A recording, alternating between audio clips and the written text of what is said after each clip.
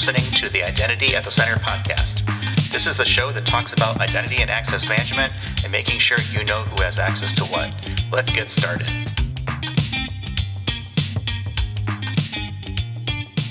Welcome to the Identity at the Center podcast. I'm Jeff, and that's Jim. Hey, Jim. Hey, Jeff. How are you? Oh, not so bad. Yourself? I'm doing pretty good. It's a crazy week of business travel, of course. Right prior to going on all those trips, I put a contract in on a house, right? So made a purchase offer, was accepted. And when I was looking at the house, I asked the question, does it have high-speed internet? And the answer was, yeah, no problem.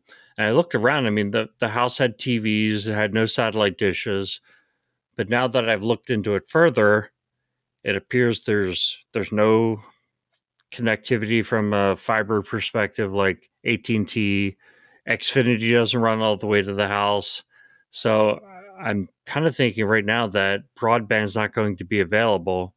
The more I looked into satellite internet, it doesn't look like a good option unless you're with Starlink, which is the Elon Musk satellite internet. And actually, I talked to somebody this weekend, Jeremiah, if you're listening, thank you, that has Starlink and said it's fantastic. You can do video calls on it, loves it.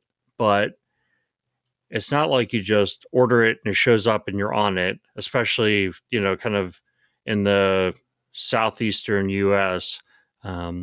So I might actually have to cancel the contract, which would really stink. That's killer when you find a nice house like that. I totally empathize and agree because, I just moved as well. And that was like a deal breaker for me.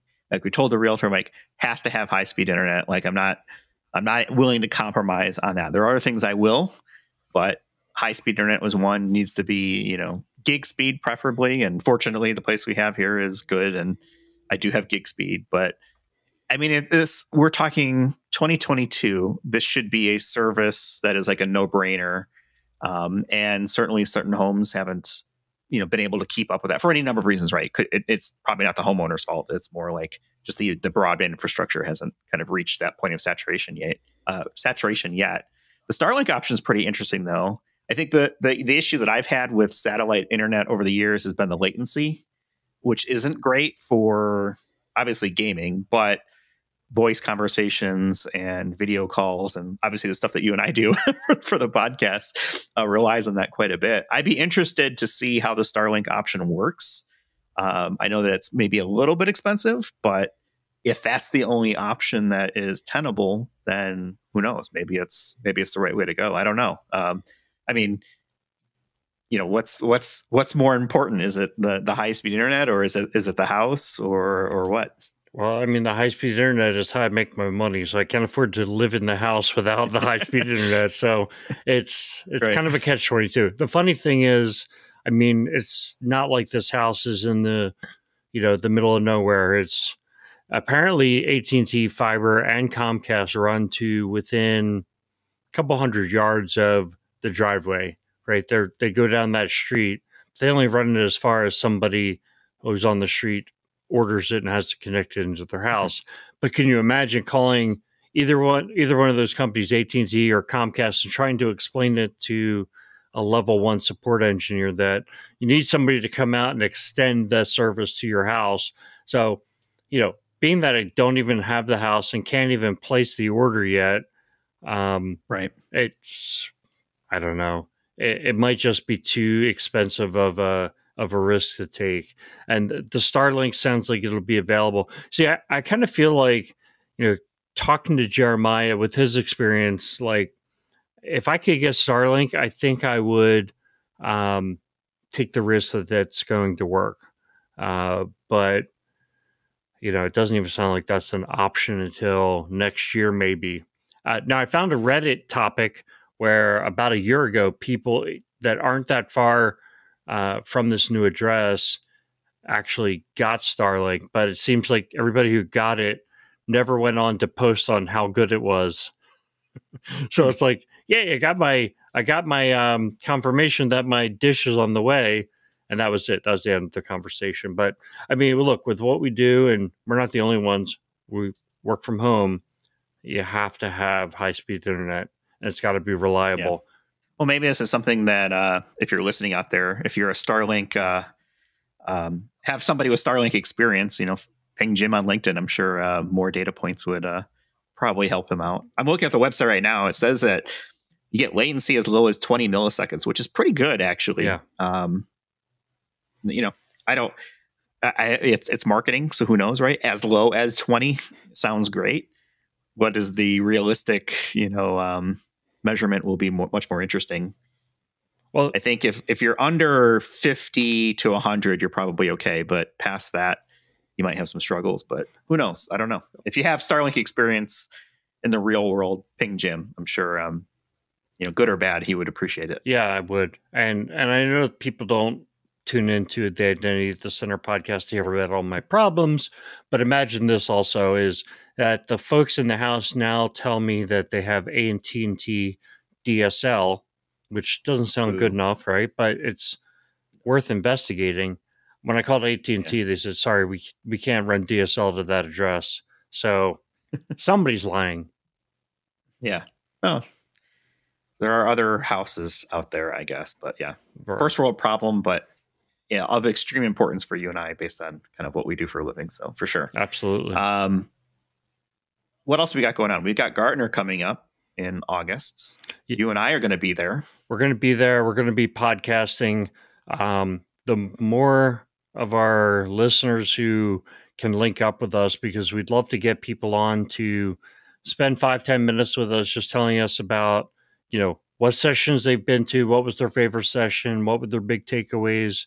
I think if we can compile a few of those things into, some episodes, it'd be great. I mean, we haven't figured out our whole strategy, but based on the Authenticate conference that I ditched you for because I had COVID, so I didn't really. I will never let you live it down. You'll never let me live it down, COVID or not.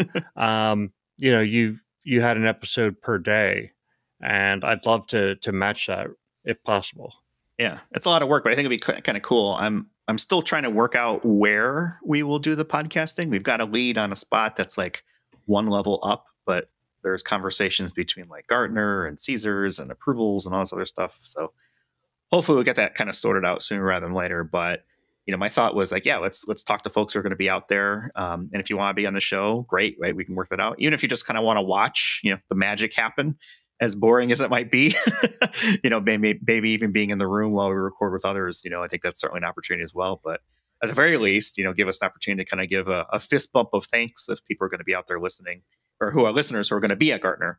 We're always happy to meet up and kind of have conversations and stuff like that. I think that would be really cool. And this is the first time, Jim and I will be at the same conference in multiple years. He and I have been on the road pretty much all week this week.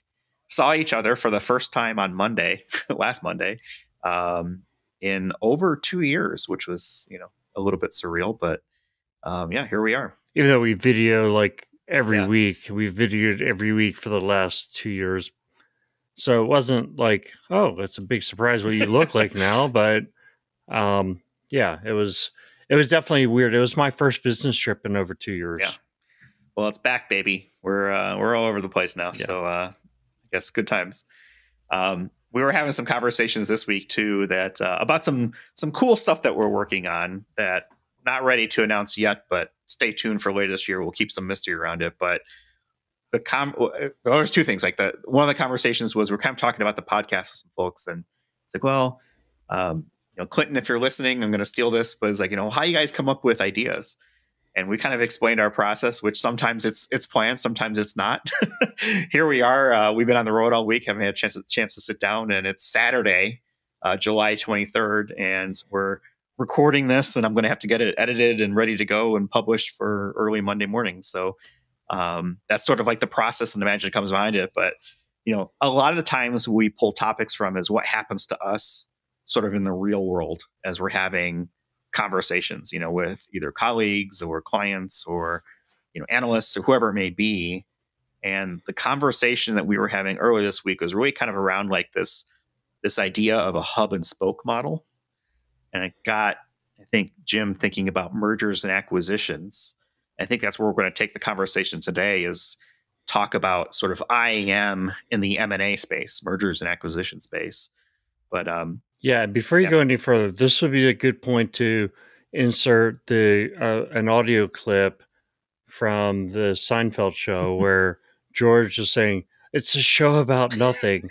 You see, this would be a topic right here. It's about we're nothing. not going to talk about And nothing it's though. We're going like, to talk about mergers and acquisitions and challenges and opportunities in the identity space that those might present. But yes, yeah, I think in the spirit of Seinfeld, I don't want to get a copyright strike, but just imagine, the show about nothing, but instead we're about identity nothing. I don't know if that makes sense or not. yeah, I get it. Everyone Yeah. gets it. All right, let's talk about mergers and acquisitions. I guess, the way that you and I were kind of thinking about this was sort of like talk about maybe some of the challenges at first and maybe some of the opportunities. And I know divestitures is a thing out there as well. We'll probably kind of leave that towards the end, but maybe let's just talk M&A for right now. I guess, what are some of the things that you think about from like a challenge perspective that folks who are in the identity space, living in the trenches, in the real world, should probably start to think about, or at least consider, if they're about to go through some sort of M&A activity?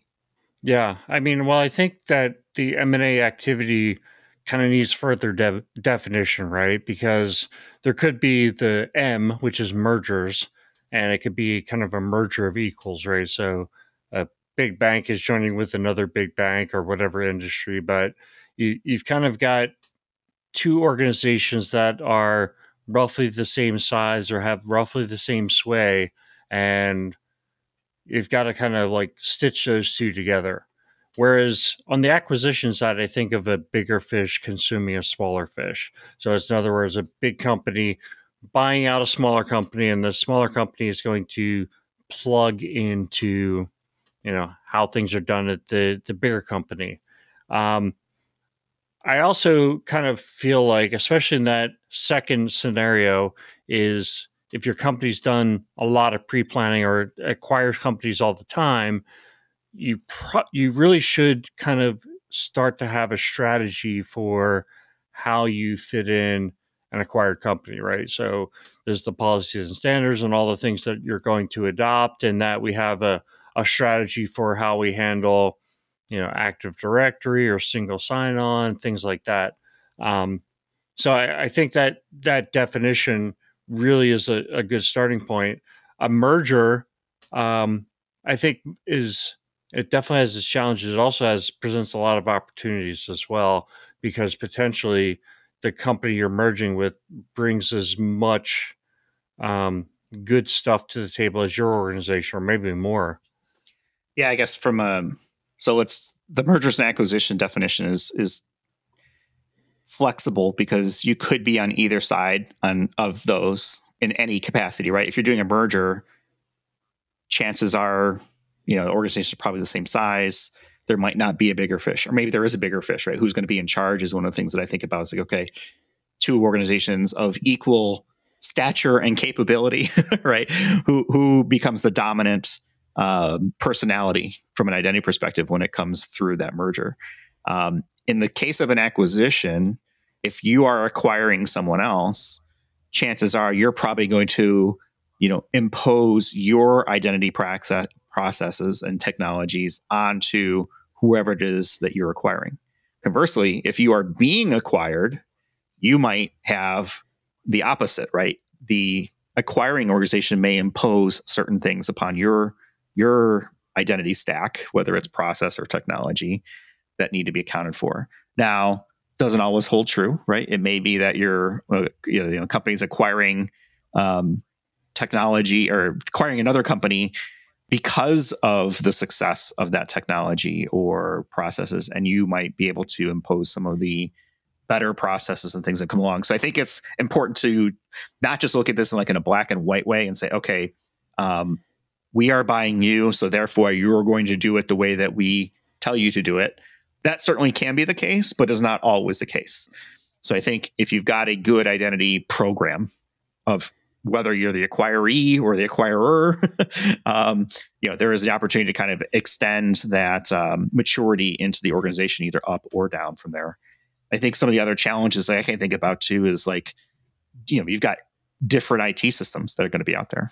So you think about, okay, the competition of single sign-on, of MFA, of the different directories, how are we going to handle those things? Are they going to be consolidated? Are they going to get separate? I think the ideal state is a lot of folks are like, okay, well, we're going to be one big happy family with one giant SSO, one MFA solution, and one directory. And then the real world hits, and you realize, oh, here we are 5 years later, and we have 48 Active Directory domains because we never went through some sort of, consolidation. You may know, Jim, you and I, we have seen that, multiple times over the years. And there was never like any steps to sort of like think about this strategically. It was, we've just got to make it work. So, okay, well, slap the domain in there. We'll just create a forest and set up the trust, and we're done. We kind of like move on to the next thing. So those are some of the things I think about as well. Any thoughts on what I just touched on? Yeah, I actually was thinking about, what we were really talking about is like the full on integration of the acquired company. Um, and I think one thing that kind of has to be laid out is that it's not going to happen overnight. There's not going to be a flipping of the switch and the company's fully integrated. So there probably are steps along the way. Usually it starts with things like the email system. Let's get the email system, let's get everybody onto one email system. Federation is usually an IAM solution that is put into place so that people can, authenticate and reach corporate applications of the acquiring company. Sometimes people are just moved over. If the acquisition is small enough, you can just migrate the users over into, a new Active Directory or new single sign-on system, and get rid of some of the old IT systems. But that, in my experience, is usually the scenario where a much bigger company acquires a much smaller company, and it's like resources are thrown at it to make all the old IT systems of the acquired company just go away. But in a scenario where that acquired company has IT systems that are going to come over and continue to be used, now you've got a different set of IAM challenges. In other words, what's the transition state? Then what's the final state? And then just something that you were talking about is what we've seen so many times with clients that we've worked with, where they get so far with the integration and then they move on to other things. It's like somebody just kind of gave up on it, or there wasn't the executive push. And I think that's kind of one of the things I've learned through the M&A and divestiture activity that I've been involved with, is that trying to drive integration of IT and InfoSec and IAM from a grassroots level is almost a sure loser, especially when it gets to major integrations like, hey, the acquired company has their own Active Directory. So let's say that the acquired company is like a third of the size of the acquirer. So it's not a small company. It's, say hundreds or thousands of users, and there's an Active Directory and applications integrated into Active Directory. You're going to have a hard time, if you are the Active Directory team of the acquirer, to convince the Active Directory team of the acquiree to give up their control and move everything into a central Active Directory. However, if from like a CIO level, you've got the support to support the direction and the mandate to get down to one Active Directory, you got to make it happen. Everybody's got to march to that tune, or they might not be happy here anymore. But ultimately, I think that if the mindset is we're going to build a better mousetrap, in my experience, that's a loser. You've got to do more than build a better mousetrap. You've got to have the mandate. Yeah, I'd agree. I think we talk about sort of like treating a technology implementation as like an opportunity to do process reengineering. And I kind of see the same thing around mergers and acquisitions. Is sometimes it's the right time to do it, sometimes it's not. If you have a modern, mature identity program, the inclusion of just another target or another system to manage generally should fall in line with whatever the program is already established from like a standard integration pattern perspective, for example. It's more complicated, but it should fall into that same thing. What I think typically happens, though, is most IAM programs are not that mature.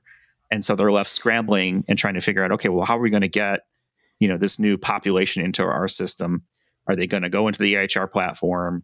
If they are, is there any automation that is going to be used to sort of create new accounts for those individuals coming in? How are people going to get access to the ticketing system to submit requests, right? How are we going to get them their IDs and passwords? My experience has been it's a pretty manual process where there are spreadsheets of IDs and passwords that get kind of passed around and sent to some coordinator of the activity, right, to get off to managers and things like that. But it's not great. And trying to design it at the same time you're doing the acquisition, I feel, is a losing proposition as well. Yeah, one other thought as you were talking that got me thinking about was, the reason why companies go out and acquire other companies and perform mergers is that they think that the money that's being made by the acquired company, we can make more money if they were to leverage what we have. So it's leverage our IT systems, leverage all of our back office, maybe leverage our manufacturing capabilities, leverage our sales force, things like that. And so the idea is that, we want to acquire the company and what they're good at, but we want to leverage what we have because we think it can make it a much better company.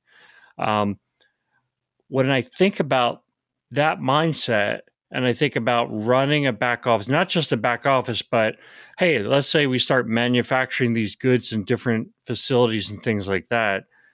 The idea of identity management, it kind of like goes all the way back to identity management. Like if you can't even log in and get from system to system, or you keep running into access denied because your systems aren't fully integrated, or let's not even use the term integrated, but like the vision should be that we're kind of getting to just one set of systems for the company.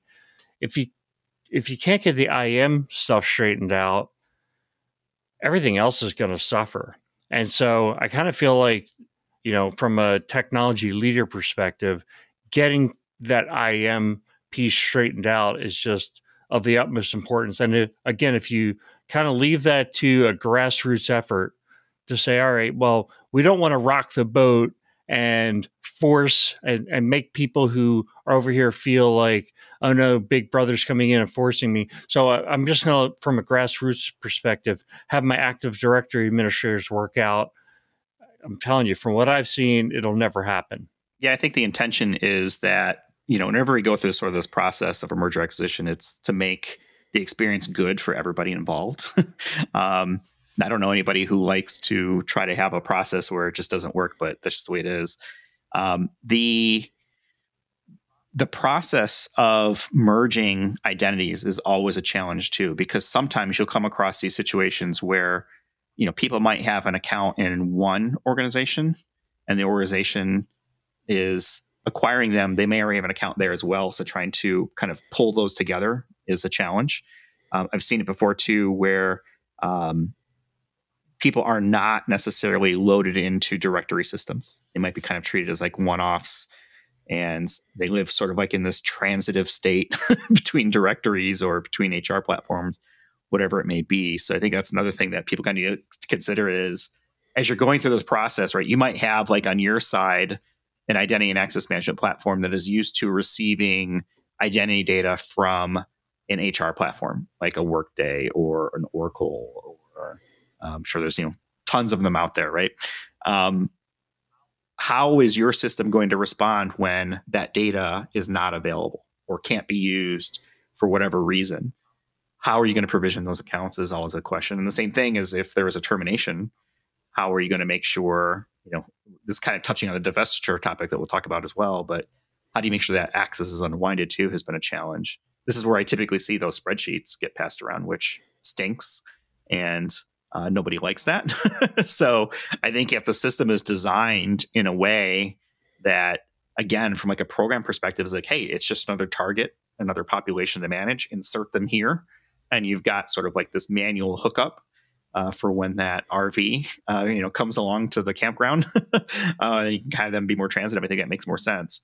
So when you're designing your IAM platform, especially when it comes to things like identity governance and the access management side of things, is making sure that you've got not only a happy path, right? Here's your identity source of truth, but here's the manual / maybe unhappy path of how are we going to handle folks who don't fit into that bucket. What are your thoughts? Yeah, I mean, I'm sitting here thinking probably the first time you do this is going to be the hardest on the acquisition track. And then I was thinking about the merger track where you have a merger of equals. And, I was just thinking about, okay, so we have, say, two companies with 10,000 employees each. We talked about kind of it happens in iteration. So in other words, you put together enough plumbing so that you can kind of work together, but that's not the vision of, how you achieve the leverage you get from going from two companies to one company. It's by a full on, melding of all this back office. And I think about things like, what if you're using the same SaaS applications like Salesforce or even something as simple as Concur? Now I go to Concur and it's asking me to log in, like, which one do I use? So you can imagine, like, the cloud brings on all these new directories and how you get to those and how you authenticate to them and how you're being provisioned to them. All those things need to be taken into account. Because I think if we just think about it from, the traditional directory perspective of an Active Directory, that's complicated enough when you start thinking about organizational units and policies and all the things that go with AD and merging those together. But then when you take all of these cloud applications that have their own directories and the fact that organizations could be, the merged organizations could be using the same application. So it requires extensive planning. It requires that the merged companies work together to kind of, come up with a strategy for this merger so that end users don't get stuck in, the land of total confusion. But, the other thing I was thinking about is, like, imagine a scenario where two companies merge. They're both using Office 365. They both are using Intune, and they're managing those end devices on Intune, be it, laptops or more likely mobile phones. Imagine that they also have, non-employee users in their core directories like partners, which, to your point, you could be leveraging the same partner. So they might not be an employee user. Normally, a person wouldn't be an employee of both organizations, but certainly a third party could have accounts on both sides. And that could actually absolutely be confusing. But I think, you have to, with all that complexity and all that, you have to kind of dial it back into parts that you can control and try to isolate the areas where you can merge, where it makes sense, and try to minimize the impact downstream. And then, you go after some of these more complex parts as late in the process as you can. I think this is probably a good spot where we can pivot and stop talking about all the problems and maybe start talking about some of the things that are actually benefits, right? Or potential benefits or opportunities, whatever way we want to kind of spin it around. Okay, so we know we've got all these issues. What are some of the positive things that could come out of a merger or acquisition from an identity perspective? Right. Yeah. I mean, that's great because I am an optimist, believe it or not. Or I like to think of myself as an optimist. What I think of, if say we're the acquiring company or the more senior organization in the merger, however you want to put that, or even if you're equals, the idea that the other company could have a better process, a better mousetrap for some aspect of IAM. Say you've been on, ADFS for forever, right? And you haven't been able to get the investment to move to a cloud base. And say the company that you're merging with has Okta. Well, that's a perfect opportunity to, upgrade your technical footprint. And hopefully you're also, you know, going to be bringing on a team of people who are expert in that technology. So that's a great opportunity right there. What are your thoughts? Yeah, I think anytime that you can grow from an expertise standpoint is great. I think that's certainly a win. If you are able to get additional technologies that maybe either you couldn't afford or just didn't get approved or whatever it may be from an acquisition, I think that's great too. I think a lot of times companies who are doing acquiring tend to be more mature anyway from a information security and from an identity perspective. So there may be an opportunity to solve some legacy challenges that you might have had if you're being acquired, for example, and say, hey, okay, well, this company has X technology. We didn't have that, but now we do. How are we going to take advantage of that sort of thing to be able to deliver better services to the organization from an identity standpoint? It's probably an opportunity too to take advantage of if there are better processes. It can also be used as an excuse to make changes to the environment and say, okay, hey, you know what? Well, we're going to those acquisitions, so because of that, we're going to have to do X. And sometimes, that sort of kick in the pants is all you need to change mindsets, or at least get the momentum or the drive to maybe make things more standard or more consistent through processes. So I think you can kind of get creative sometimes around how you want to kind of leverage that change from an identity perspective. And a merger or acquisition or a divestiture is a seismic event in the organization and can certainly cover a lot of things that need to take place, either from a people, a process, or a technology standpoint. That seismic event often comes with a special budget. Mm-hmm. So there might be an opportunity to invest in an area where you haven't invested before. I mean, even take it to that very fundamental level. A lot of organizations, even mature organizations, don't have a mature IAM program or IAM strategy. So it might be an opportunity to reset around that, especially if you've gone through an acquisition and you can say, all right, now let's do a post-mortem on it. And you start to say, boy, we could have probably done this better had we had a strategy around how to handle an acquisition or a merger. So maybe we bring in some help to help us plan around that.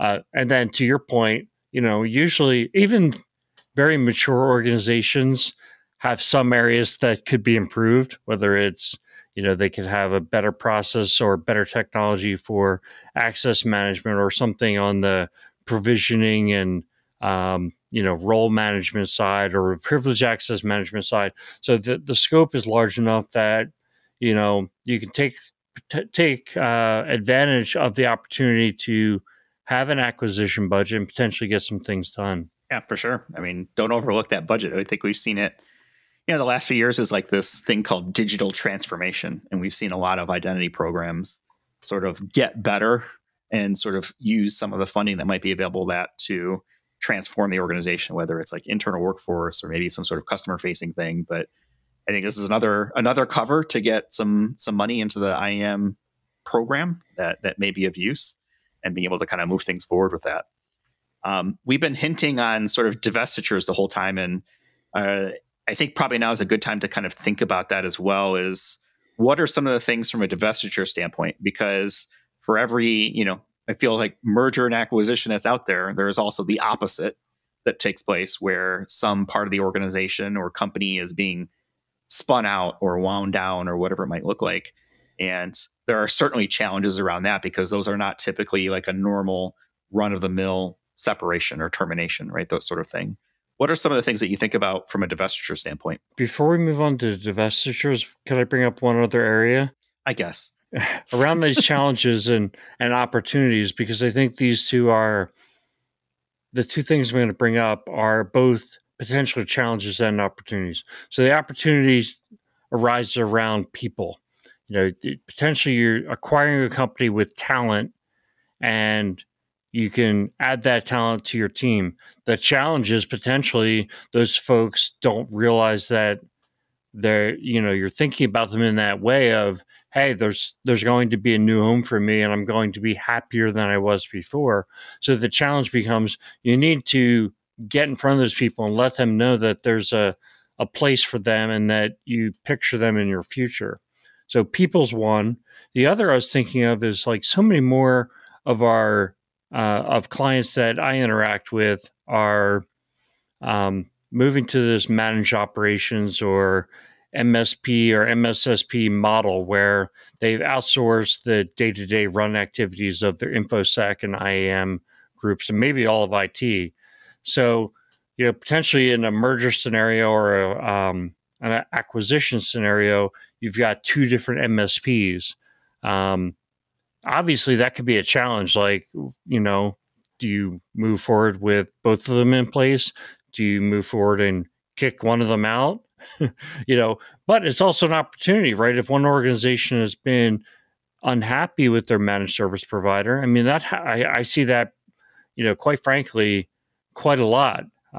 So if one organization is very happy, the other organization is unhappy, I mean, there's a potential opportunity where you could potentially lower your costs overall for managing IT, and you could improve your service on at least one end of it, either the acquirer or the acquiree. Going back real quick before you get back to divestitures around people and making sure people are part of the plan and understood, but communicating that to the employee is a very important part, because it's certainly, if you're thinking about it, it's like, okay, well, shoot, we're getting bought or we're selling something off. Like, what does it have to do with me, right? What does this mean for me from a employment standpoint? Is this good or bad?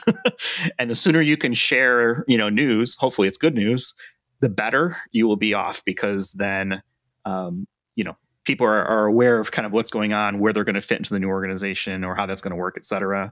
One of my mantras is never wait to share good news with people, because I've seen a lot of times where, that uncertainty, leads to something that you wish hadn't happened, all because you decided to wait because you were trying to coordinate something else, whatever it may be. Share good news, as soon as you can. I think that's a good mantra for me, at least. Yeah, you and I were both recently involved with being in that position, right? And I don't think when you say people think, well, how does this affect me? There's nothing wrong with the person for thinking that, right? I mean, that's normal. That's what you should be doing. It's normal. And so I think going into a situation like that, if you're in management, you should be thinking people are going to be thinking that, and get out ahead of it. Yeah. For the people that you really value, that you'd be really disappointed if you found out they were leaving, right around the time of the, acquisition taking place. Yeah, it's a difficult time for sure. So try to make sure everyone's on the same page. And again, bring people to, especially the folks that are considered strategic to the organization, is make sure they're aware of what's going on, make sure they understand what their role will be, and try to share as much as you can. So, all right, let's get back to divestitures. What are things to think about? Because I think about this idea of like a carve out, for example. A lot of organizations are good at putting things together, not necessarily good at breaking them apart. And that's one of the things that immediately jumps to mind, but I'm sure you've got other thoughts on that. No, I think that you're right on. So I've been a part of divestitures in the past, and, typically what I saw was that when you divest a company, included in that sale is some set of IT systems and the folks required to support those IT systems. So, it could be one of your networking people, it could be, one of your IAM people, but essentially you're going to have to, give that acquiring company the IT systems to run the business, right? They're not just buying the factory and none of the computers and IT systems that go with it. So the accounting system, all that. So as much, if you're in the business of you're going to divest a few companies, obviously, if you have that strategy in mind as you're developing systems, you can develop them in that way. Each business maybe does have its own Active Directory domain. So then you just kind of break the trust and give them their Active Directory and all goes well, rather than having everybody merged into, one Okta instance. Maybe you're in a hub and spoke model and they get their spoke, or the data is kind of already segmented. That is ideal.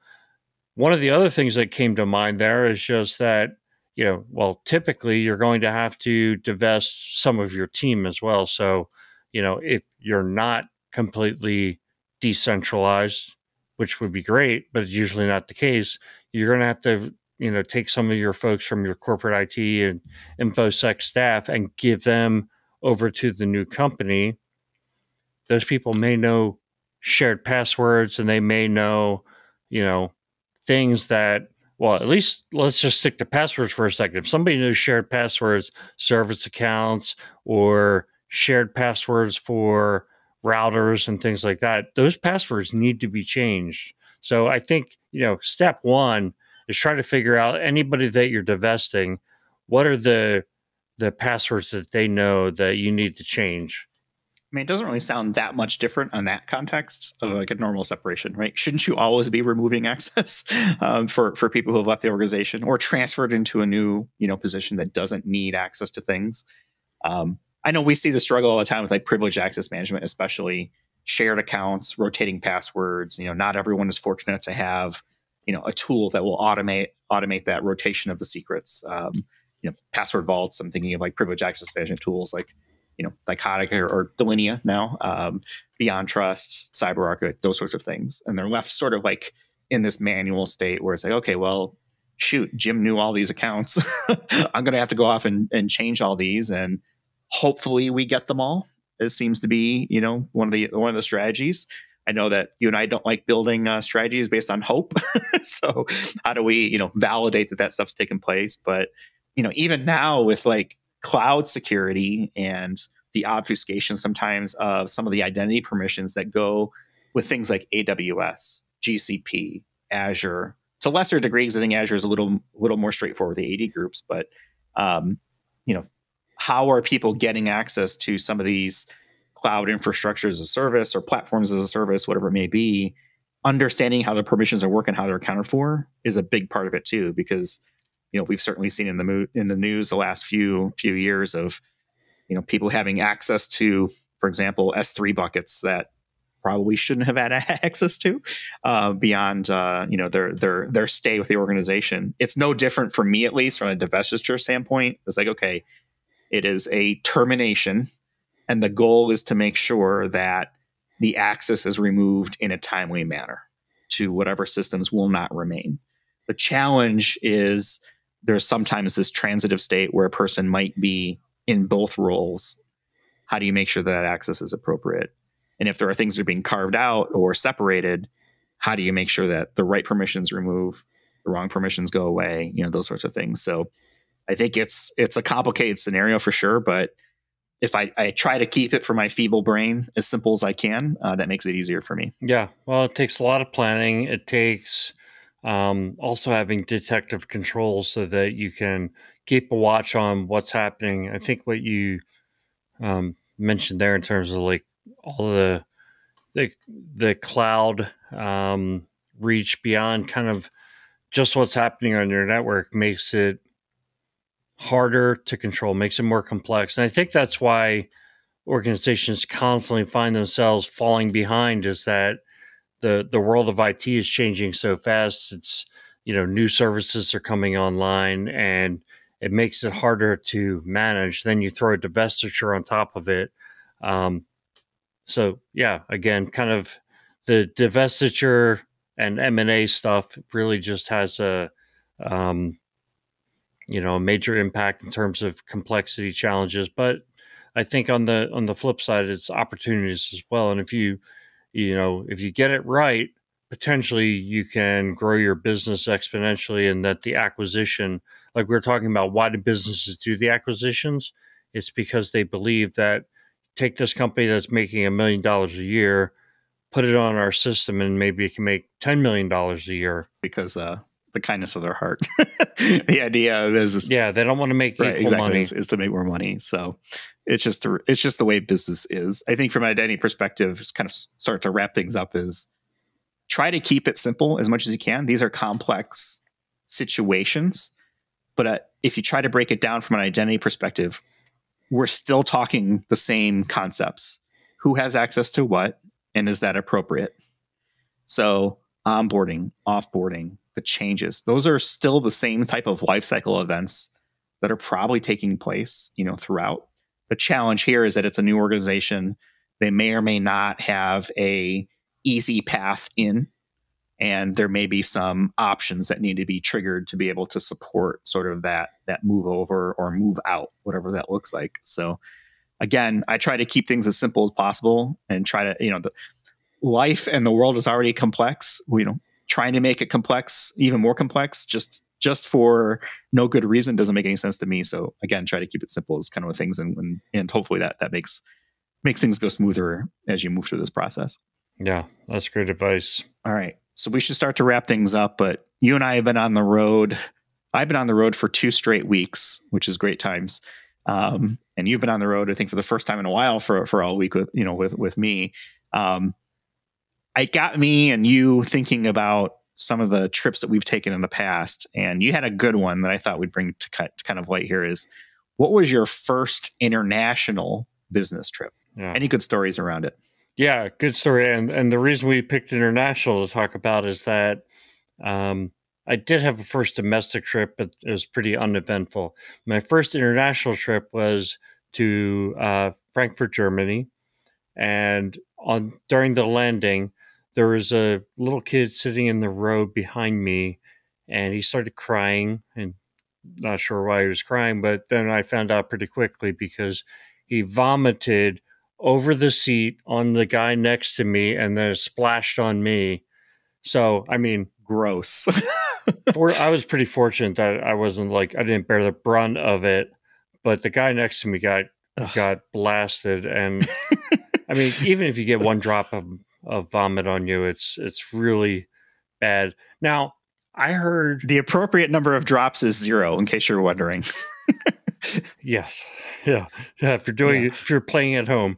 But yeah, it was pretty bad. Someone had mentioned to me early in my travel days, like, try to be as empathetic to the people around you as possible when traveling, because nobody's having a good time. And, I didn't take this as an opportunity to blow up. Now, the guy next to me was furious, and I think probably if I got blessed with vomit like he did, I probably would have been furious too. But I tried to take it in stride as much as possible. The mother who was with the kid was almost in tears. I mean, she felt horrible about it. But I mean, that was my very first trip. So London, Germany, got vomited on, went directly to the bathroom, took off my shirt, washed it, didn't put it back on, and put something else on. But yeah, I'll never forget that one. How about you? Yeah, that's a not a great way to start, I guess. I guess that's one way to stamp a passport. I would just rather ink instead. Yeah, and it wasn't a bad trip, but I had not dealt with that kind of jet lag before. So it was 6 hours difference, and I'd be laying there at night after working all day and being exhausted and just staring at the ceiling because my body wouldn't adjust. And then when I got home, and it was only 6 hours, but it was my first time experiencing that. Yeah, I was the same way. I think my first trip was to India, going from Chicago to India, which was a 19 and a half hour, I think, total travel time between airports to get there. I had a good trip. I mean, as far as, experiences go, it was my first international business trip. It was a long trip, that's for sure, but the actual experience was great. I was there on business with the partner that we were working with and going through a scenario that we had just talked about. And the experience itself was great. I got a chance to sort of open my eyes to other cultures and kind of see how other folks around the world lived. And I think that was, a sign of an awakening moment, having lived in my bubble in the Chicago area for a number of years at that point, not really having that exposure. But, shout out to the folks that I was with, making sure that spicy food was kept to a minimum, protecting me from hopefully making too many stupid American mistakes in a foreign country. But just being able to go meet the other folks, I got to see Mahabalipuram and the Shore Temple and a bunch of stuff in the Chennai area of India. It was very hot, which, as you know, is my kryptonite. Hot and humid. Not a great combination for me, but the actual trip itself was so positive. It was a good experience for me. Certainly long from a travel perspective, but I'm glad I went, and certainly was a good experience, like I said. And you didn't get vomited on? No, I did not. It was a good trip. No vomit. A vomit-free trip. Wow, that's so weird. Yeah, so unusual. Exactly. Right. Hopefully that's hopefully that's a normal trip. You're not. I was going to say it only happened to me once. It just happened to be my first trip. It was a scarring incident. What can you say? All right, let's go ahead and wrap up because we're starting to ramble a little bit. It is definitely a Saturday. I got to turn this around into a show for Monday, so we'll go ahead and leave it there. I think, as we kind of think about this M&A and identity perspective, we talked. I feel like we spent more time on sort of like the challenges, but as I'm sitting here thinking about the conversation, a lot of the challenges are things that you're probably already dealing with already. It's just not in the context maybe of a merger or an acquisition or a divestiture. But it's still, again, that same concept of onboarding, offboarding, changes, right, to identity, the systems being available, right? How are they going to be utilized within the organization? So, hopefully this conversation made sense. And if you've got comments around it, certainly ping us on LinkedIn. We're happy to, tell us we're crazy. Tell us war stories about it. We're always happy about that. Maybe even better, maybe come on the show and kind of talk through, some of the challenges maybe you face in the real world. We're always happy to have folks in the real world come on. But any final thoughts before we close it out for this week, Jim? Yeah, I was just thinking exactly what you said about the, adding your comment to LinkedIn every Monday, noon Eastern time in the US. Jeff posts a post on LinkedIn to let everyone know that the episode is out. Adding a comment there would certainly be welcome. And then, of course, feel free to direct message us on LinkedIn, especially if you're going to Gartner and we have that opportunity to meet. We'd love to interact in person. Yeah, definitely. If you're going to Gartner, we will be there. We hope to see folks there as well. We put on our golden podcast pants just like everyone else. We'd be happy to do fist bumps. If you want to watch a show getting recorded, that's certainly an option, or be on the show.